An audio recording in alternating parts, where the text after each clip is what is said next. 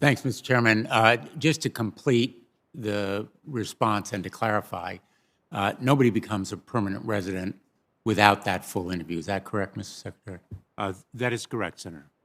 Is there anything else you want to add in response to Senator Hawley's question? I want to make sure that we understand that the incidence of violations of parole, which Senator Hawley correctly pointed to, is the great exception, extraordinary exception, and not the rule.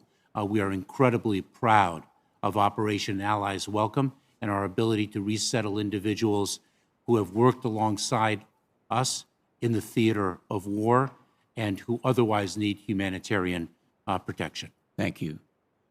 Recently, Mr. Secretary, I had the opportunity to visit Camp Upshur at Quantico and to see some of the work that's being done to resettle a portion of the more than 120,000 Afghans who have been evacuated so far.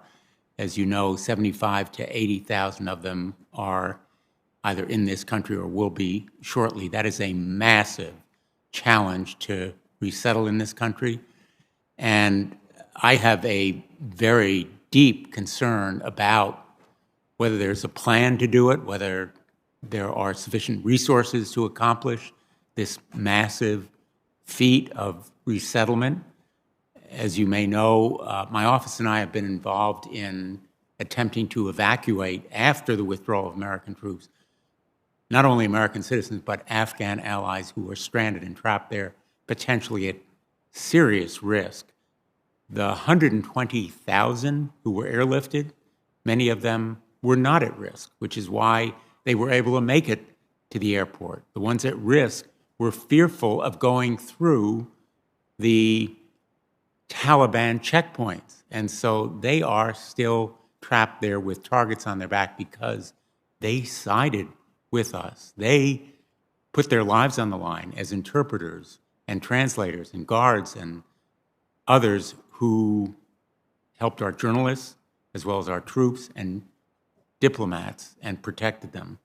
So now we have this tremendous challenge ahead of us. And what I've seen about the evacuation effort is a lot of agencies pointing fingers at their other, whether it's state pointing fingers at DOD or DOD pointing fingers at DHS. And at Quantico, there is an alphabet soup of different agencies on the ground working on resettlement. I want to avoid the same fingerprint pointing when it comes to our resettlement efforts.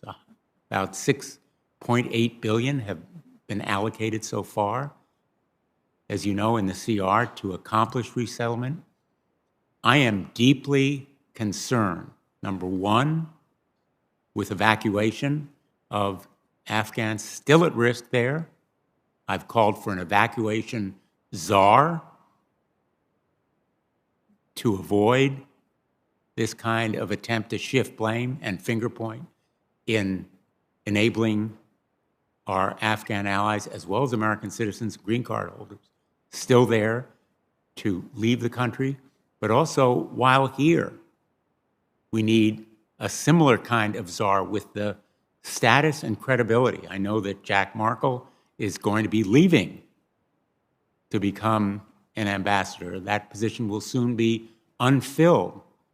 But even that position is not sufficiently elevated to accomplish this task, and the resources available are inadequate. So I have two questions, and please understand, I'm trying to help you to help us help you with resources.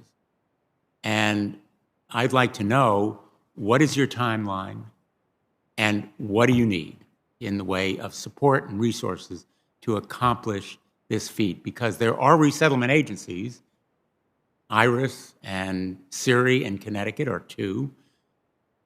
They are all around the country trying to help, but they need support from your agency and others in this alphabet soup out at Quantico and similar bases around the country.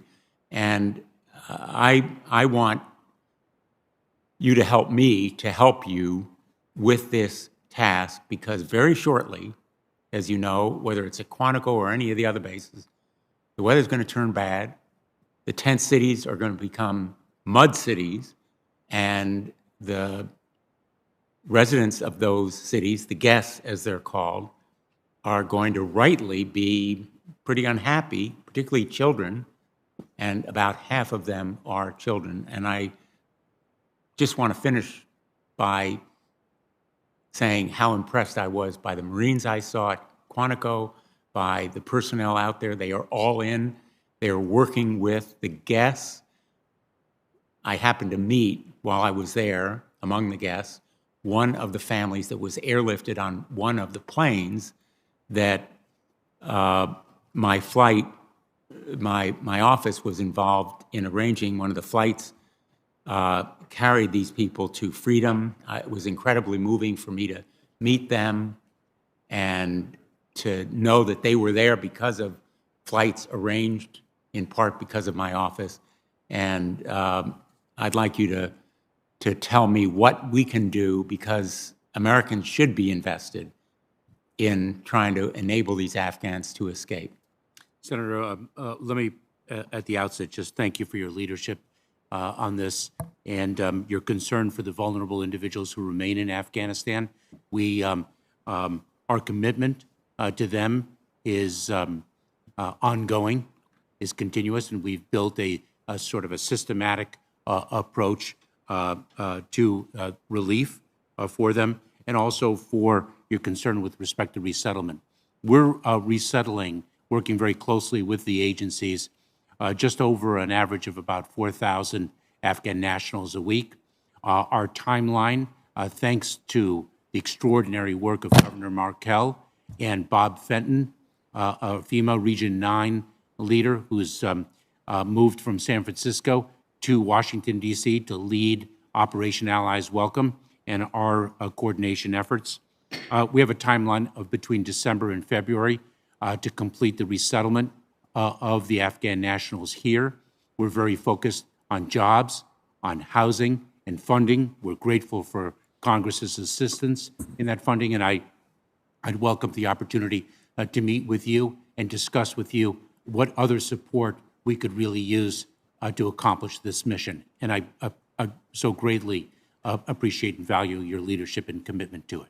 Well, I appreciate your answer. I would like to follow up if I don't have a chance in the second round to be more specific, or if you don't feel you have the response now. But I think it is absolutely critical that we have a firm timeline and that we, in effect, strengthen or harden or weatherize and winterize the facilities on these bases before December and February, even if we're able to accomplish that timeline, and to know from you very specifically what additional resources, what dollar amounts you need. Thank you. Thanks, Senator Blumenthal. Senator Kennedy.